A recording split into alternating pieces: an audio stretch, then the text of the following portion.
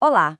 Todo mundo já ouviu falar do primeiro milagre de Jesus, né? Aquela história famosa de transformar água em vinho numa festa de casamento.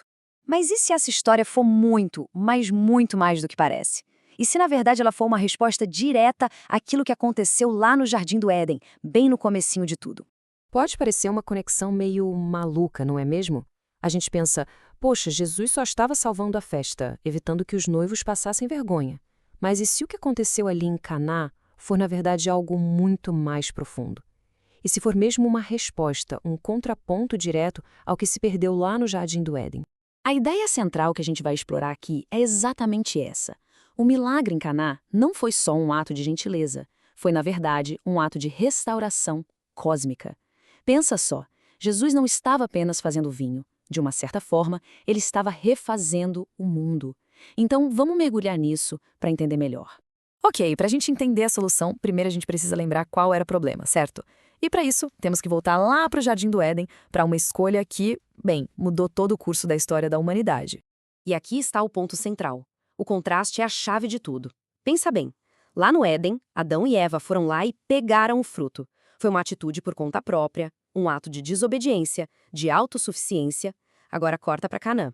A cena é o oposto total. Os servos recebem o vinho de Cristo. E isso acontece através da obediência. É a diferença gritante entre tomar para si e receber de presente. E claro, os resultados não poderiam ser mais diferentes. A desobediência no Éden, o que ela trouxe? Vergonha, separação. Já a obediência em Caná trouxe alegria, abundância e mais, a restauração da honra daquela família. É isso. Um ato trouxe um fim, o outro, um começo totalmente novo. Então, vamos focar agora em Caná, para ver em detalhe como esse evento funciona como uma resposta e uma resposta poderosa àquilo que aconteceu lá no Éden. Essa frase aqui resume tudo de forma perfeita. É genial. Onde o fruto proibido trouxe aquela consciência da nudez, da vergonha, o vinho milagroso de Jesus faz o contrário. Ele cobre essa vergonha com celebração, com alegria pura. Agora, bem no centro desse milagre tem um símbolo, um tanto misterioso: 6 talhas de pedra.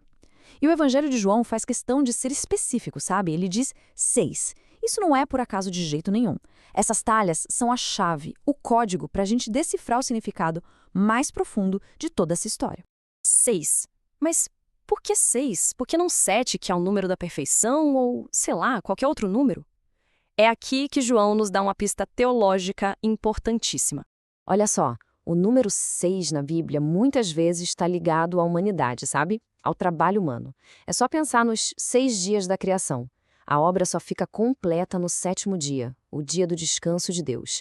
Então, as 6 talhas, elas representam justamente isso, o esforço humano, o ritual, o trabalho, algo que, por si só, é incompleto, algo que está esperando pela intervenção divina para ser completado.